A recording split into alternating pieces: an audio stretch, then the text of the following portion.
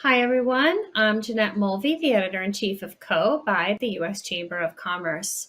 We're excited to welcome you to the second edition of this year's CO Strategy Studio.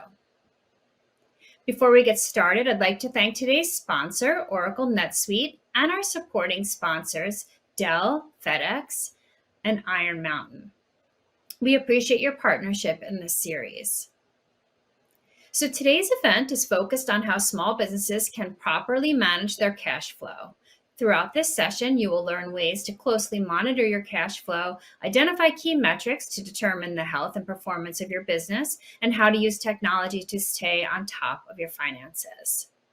Our first guest is a small business owner who has succeeded in developing strategies to master her cash flow and her long-term financial success.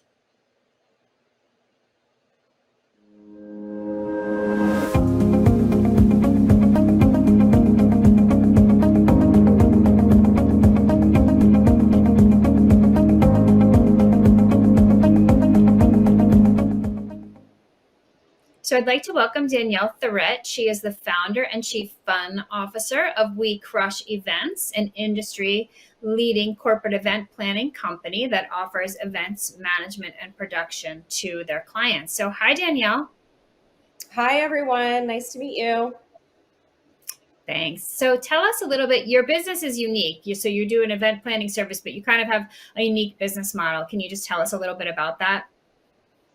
Yeah, so We Crush Events, we're a full service corporate event planning company. So we help companies host their employee events, like their incentive trips, their sales meetings, their holiday parties, as well as any of their client facing events. And we leverage our relationships with our venues and vendors to receive discounts and concessions from them in exchange for us sending them the business. So the way that it works is we pass along the industry rates to our clients and customers, and then we receive those discounts and kickbacks from our hospitality partners. And the difference between the two ultimately becomes our profit. So that is how we are able to offer our full planning services to our clients without charging them any planning and production fees, which allows them to get that full support and better use of their budget. So it's such an interesting business model. And when I first talked to you, I said, do all events companies work that way? And you said no, that this is sort of a unique model to you.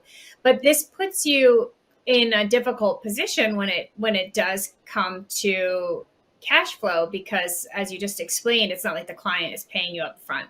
So can you talk a little bit about managing your finances in that situation? And also you have teams operating all over the country. So can you just talk about that process?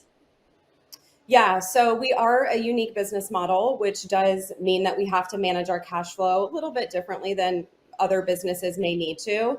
We have an incredible group of event managers across the US that are remote, and they are responsible for managing each of their individual events and bookings. So it's kind of like each event is essentially a project where they are in charge of booking those venues and vendors and managing and helping receive those client payments. So as a company, we use a lot of different softwares to help support that, but we truly live and die by our CRM. Now, I know CRMs are really sales tools, but for us, it's really a financial tool for us to have great visibility across the company and to keep our cash flow in check. It's got so many incredible capabilities where we can pull AR and AP reports, look at our gross profits, our margins, and so they can actually, see their commissions, which is equally as important. The biggest regret I have as a business owner is that we didn't get a CRM from day one. We waited a few years to do so, which ultimately just cost us money, time, energy. So I love our CRM. It really ties all of our financial data into one place and allows us to effectively manage and operate through all of our remote employees.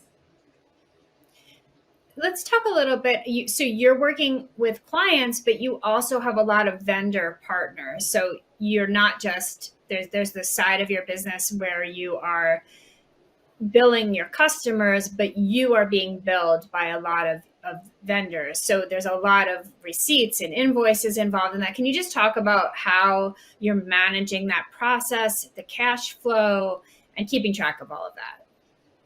Yeah, so we do a lot of transactions and book a lot of different venues and vendors. And what I think has really helped us, and I think we all know that events is a very people-based, hands-on business. So we've really worked hard over the years to automate as much as possible.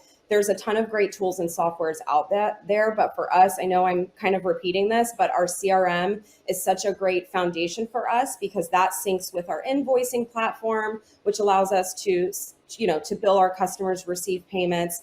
And then the CRM, it allows us to send tasks to accounting to make those payments, to send reminders or set reminders when client payments are due. The first few years of the business, we use spreadsheets and calendar reminders to keep track of payments. So once we got the CRM and customized it for us, our business grew exponentially.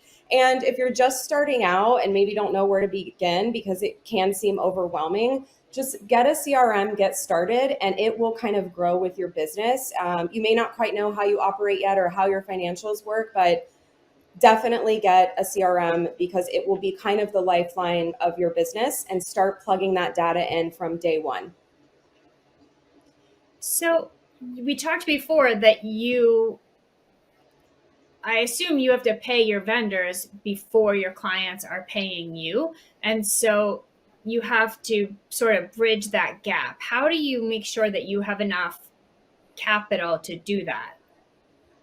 Yeah, so there's two major things here that I want to touch on. Rule number one, first and foremost, do not, under any circumstance, let your clients pay late. We really stand our ground on our payment structures and due dates with our clients and really ensure that they understand them when they go to contract with them. I think what happens with small businesses and entrepreneurs, and we are absolutely guilty of this when we started, is you get a little lax and a little loose with your payment schedules because you want to earn that client or close that big deal. But ultimately what ends up happening is you're hurting them, your employees, your vendors, the event, and ultimately your business, and it's just not worth it. So collect those client payments. So the way our business works is we don't even book the venues and vendors until we have received that deposit or that payment from that client. And that ensures that we're not fronting any cash and we're protecting our cash flow. So rule number one, make your clients pay on time. Apply penalties if they don't, so that they know you're serious about it and that it doesn't become a habit. And then secondly, my co-founder and I, we really aim to have a 3 to 4 month runway in cash flow at all times. Now, I know every business is different and that may not make sense for you. Some businesses may need a shorter runway, some may need a longer runway, but we feel that that's our sweet spot when we have a 3 to 4 month runway of operating expenses in the bank and cash flow. We feel good about where we stand as a business. So we are constantly looking at our accounts payable, accounts receivable, what's coming in, what events have closed, so that we have a really good gauge on that runway. Now, if we're falling short and not feeling good about where we stand, we will make immediate changes. And I just want to touch on that. Immediate changes doesn't necessarily mean cut cost, cut expenses. That may be a piece of it. You might need to trim the fat. But ultimately what that means is you're looking at your business from a different lens, and there might need to be some adjustments you need to make. And it could be maybe there's a price increase or an upsell you can do to help boost that cash flow. Maybe there's some changes to your marketing dollars that can be reallocated somewhere. Maybe there's a referral program you can start. So really be intentional about how you look at your business if you do need to make some adjustments. And again, if you haven't quite identified what that runway is or what makes sense for you, it took us time to get there. Just start with baby steps. Maybe it's, I just need to get to the first 2 weeks of payroll, and that's your runway. But once you identify that and get clear about it, I think it just gives you that kind of peace of mind that you've got what you need to keep things moving and cash flow running smoothly for your business to continue to grow. You mentioned a little bit before that you had wished you started using a CRM earlier. And what are some other sort of cash flow mistakes that you have made, and what have you learned from them? Yeah, so I'll be brutally honest about some that we've made in the hopes that it will help some of you on this call. First and foremost would be a solid banking relationship, which I think is super relevant right now with everything that's going on. When we started the business, we were just two young gals. We walked into a bank and opened a bank account, and didn't do much homework on what type of loans, interest rates, credit cards, lines of credit they had. We were really just thinking about our business at that moment. We weren't really thinking long term. So what ended up happening, of course, that bank couldn't meet our needs with the way we transacted and the way our business operated. So we had to switch banks, which can be, a bit of a headache. Another mistake that I'm a little ashamed to admit, but I'm not afraid to tell you in the hopes that it will help one of you out. We had a line of credit with one of these banks, and we were looking at our expenses one day, and we were like, oh, we have this line of credit, and we're not using it, and we're paying these kind of monthly fees. Let's just get rid of it. So I think we all know the end to that story. Fast forward to March 2020, we're in line with millions of other small businesses panicking, trying to get access to a line of credit. And that was a really stressful moment. So we did wind up getting one and switching banks, but we did have to make another move to find a bank that could support our needs and give us access to things that we would need should our business be in a cash flow situation. So if you have access to capital or cash or credit, do not give it away, and make sure you have it before you need it, because I think we all know the world has been wild lately and anything can happen. So have a really strong banking relationship and have that access to credit and lines of credit or loans or whatever works for your business before you actually need to use it. Sure, that's good advice. So my last question to you is, just can you talk a little bit about forecasting and just how you project cash flow management, especially because your business is a little bit seasonal in terms of events? Yeah, so I love forecasting. I really do. My team would probably be laughing, but I truly love forecasting. We do it weekly, if not more. And the reason I feel so comfortable with forecasting and why I now enjoy it, whereas in the past I did not, is the biggest game changer for us was understanding our sales metrics and knowing them inside and out. So we know our conversion rates by company, by individual. We know our recurring revenue percentage. We know the timeline from call to a deal closed. And what that data gives you is essentially peace of mind and kind of like a math formula to be able to make those projections. So I feel really confident right now that I could look at our pipeline and know, based on our conversion rates and our company historically, that we'll all be able to make a really solid projection. In fact, when we've forecasted over the past few years, I'm really proud to say we've been pretty spot on, with only a slight variance, because we kind of learned our sales metrics and understood that formula. So, we don't have a crystal ball. We can't predict the future, but what that's going to give you is the ability to rest your head at night, knowing your sales metrics, to be able to make those projections to protect your cash flow.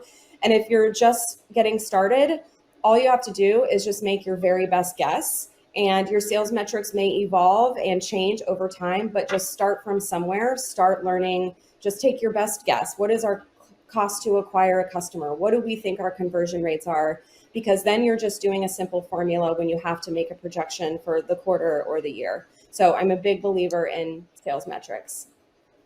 That's great. Thank you so much, Danielle. We're going to leave it there. That went fast, but that was a lot of great advice. Yeah. So thanks a lot. Mm-hmm. All right, so the next part of our conversation will focus on implementing a lot of these strategies that Danielle just outlined, and how you can do that to shore up your cash flow management.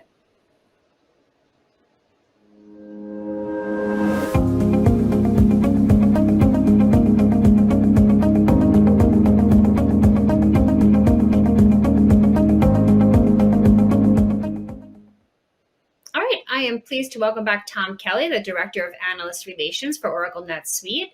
Tom is here to share what he has seen from small businesses who are dealing with navigating their cash flow strategies and challenges, and to talk about some of the steps you can take to do the same. So hi, Tom. Hey, Jeanette. Thanks for having me. Sure.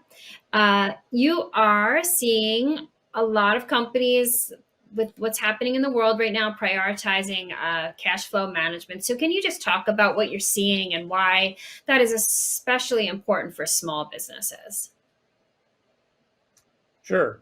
Small, mid-size, really any business, the comment that cash is king obviously rings true, but I think Dan had a lot of good points. I think the biggest thing I would say is, she talked about two things. One is understanding your cash flow, and then she talked about metrics.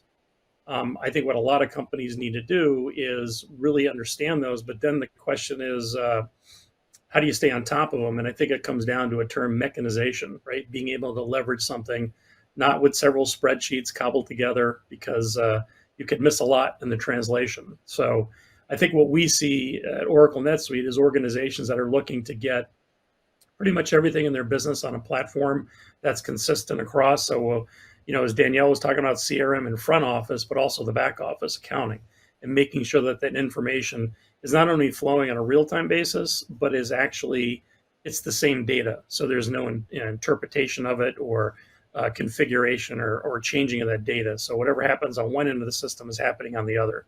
Everybody's dealing with the, I guess what I would call the proverbial same sheet of paper, if you will. Yeah, that makes a lot of sense. The thing about, cash flow problems is they can lead to a lot of other bigger challenges for businesses. So can you kind of talk about that? It's sort of a domino effect, I think.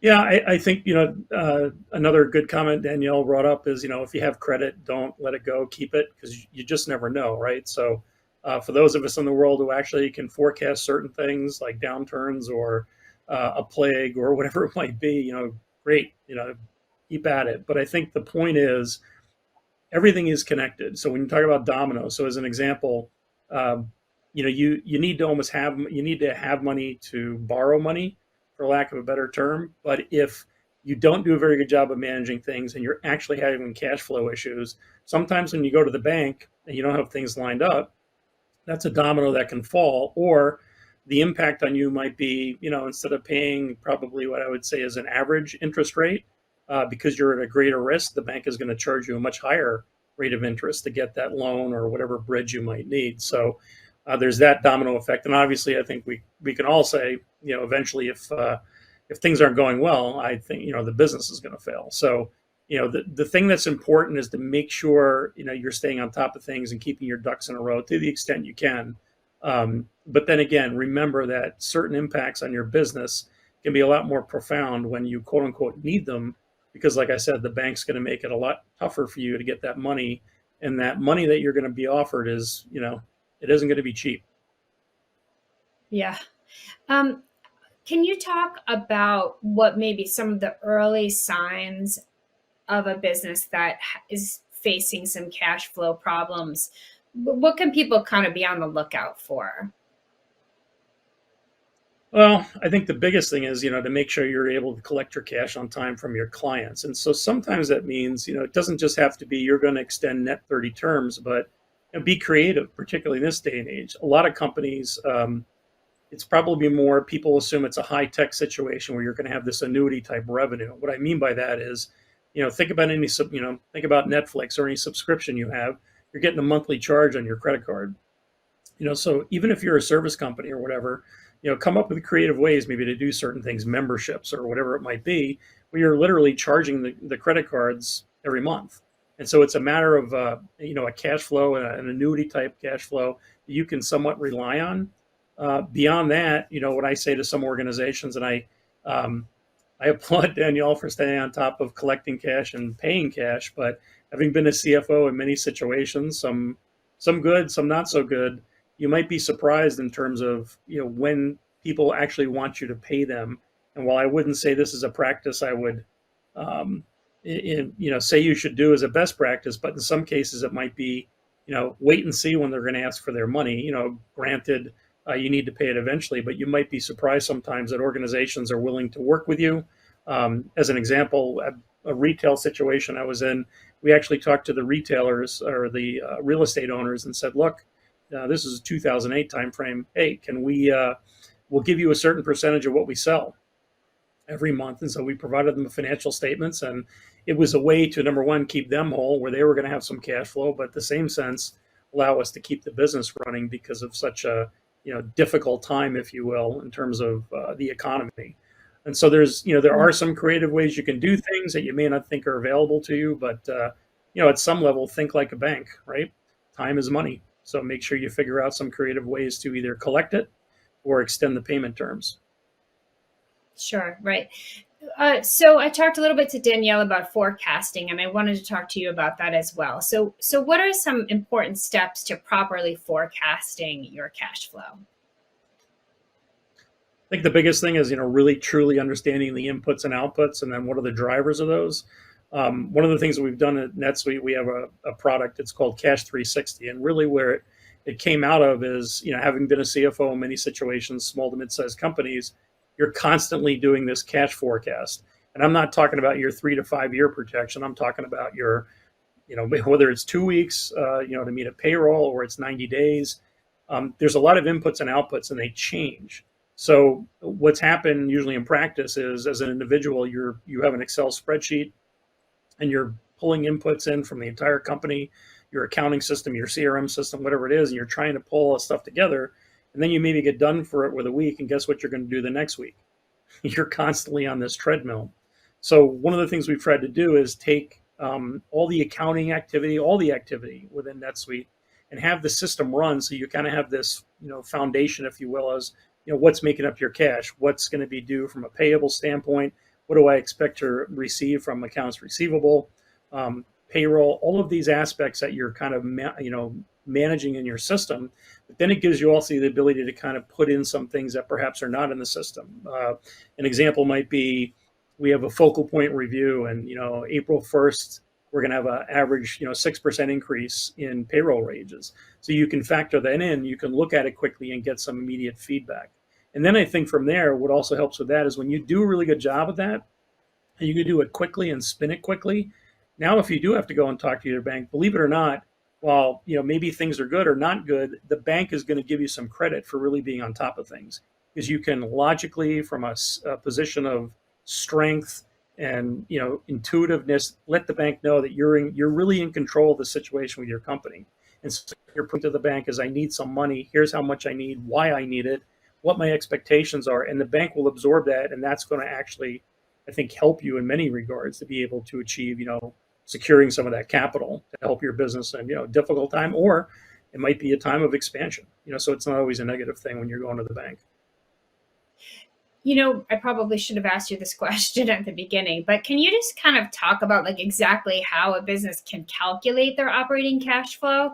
Can you be a little bit specific about that? At the highest level, let's just take accounts receivable and accounts payable, right? So what you really want to understand, I think Danielle was getting at this, understanding on a customer by customer basis when you can expect payment. Some of the things, like I said, maybe you control it with an annuity aspect, or you're going to understand that this company pays on average 35 days from the date of the invoice. That's a really important piece of data to have. Secondarily, on the accounts payable side, you may have vendors that are willing to work with you, maybe give you a 45, a 60 day, a 75 day term.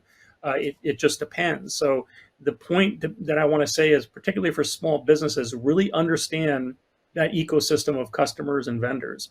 Beyond that, you have to understand what your expenses are internally, right? So primarily making sure you're able to pay your employees. And so I would say, tactically speaking, it's almost like a checkbook if you're, a really small business, but to some degree it could be like the digital checkbook, where you can leverage technology to really help you pull things together. But, it really is quite simply, it's almost like going on a diet. Like my wife and I were talking the other night, and she was telling me, well, if you want to lose weight, your outputs need to exceed your inputs. So it's a pretty simple equation. But when we get down to business, it really is, what are all the cash pieces that are coming in? And those can be, customer payments, as well as perhaps a revolving bank loan. And what are those items that are going to be going out? Primarily your vendor payments, and making sure you're compensating your workforce adequately. I guess my last question to you in the minutes that we have left is just more general. I think you've given a lot of really good specific advice, but what's the best advice you can give just on what we would call good cash flow habits? I think it's just, it's a matter of measuring it, but staying on top of it, right? So There's plenty of technology out there today, and so I would really encourage people to take advantage of that. So, the daily transactions that are hitting your credit card, the daily transactions that have to do with you sending an invoice out, the daily transactions that have to do with setting up an accounts payable item. Making that, what I would say, what do they say? After you do something for 20 days, it's a habit. I would say do that every day. And the nice thing about a lot of the technology that's out there today is you can connect things like your bank account. And you can connect things like your payroll provider. You can have a lot of these connections that'll make the heavy lifting somewhat easier for you. But I would really highly encourage individuals to make sure you make it part of your day. I get it. It's you got to sell your business. You got to drive the business. I understand that. But frankly, at the end of the day, it's the fundamentals of a business. I guess they say accounting is the language of business, and maybe you're not an accountant.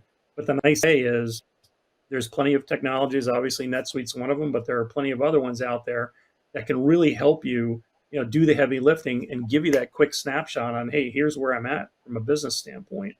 I think a lot of people, they tend to avoid it because it's not the Hollywood type stuff, and it's maybe not a joy to do. But you might be surprised if some of these organizations that are out there can help you get up running and really help you be able to spin the information very, very quickly in a way that works for you and is intuitive for you, that really helps you run your business. So you can make sure that the back office is in shape. And, when you might think it's going to take a lot more time, but the reality is, if you really add it up, you're probably going to actually spend a lot less time if you interact with it on a daily basis, as opposed to waiting once a week, once a month, whatever that scenario might be for you. Yeah. In our last couple of minutes, I was just curious, do you have any thoughts about how important it is for employees to sort of be aware of the importance of cash flow, like even if they're not necessarily in, directly in the accounting department? Is that just a concept in general that kind of everyone in the business needs to be thinking about?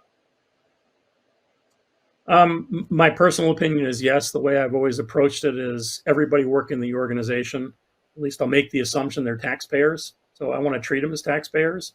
And so it's probably a founder or an owner's call exactly how much you want to divulge, where if it's in a really negative situation, that might, end up with people leaving you, and that's not what you want. But you have to know your employee, you have to know your company. And to me, it's always, in my estimation, it's more about giving them the facts, because you might find that they're actually going to be able to help you in many ways. But the other point I would make, it's no different than what I was saying when you're in front of a bank and you're trying to explain what's going on. You're speaking from a position of strength and intuitiveness, so the bank gets it.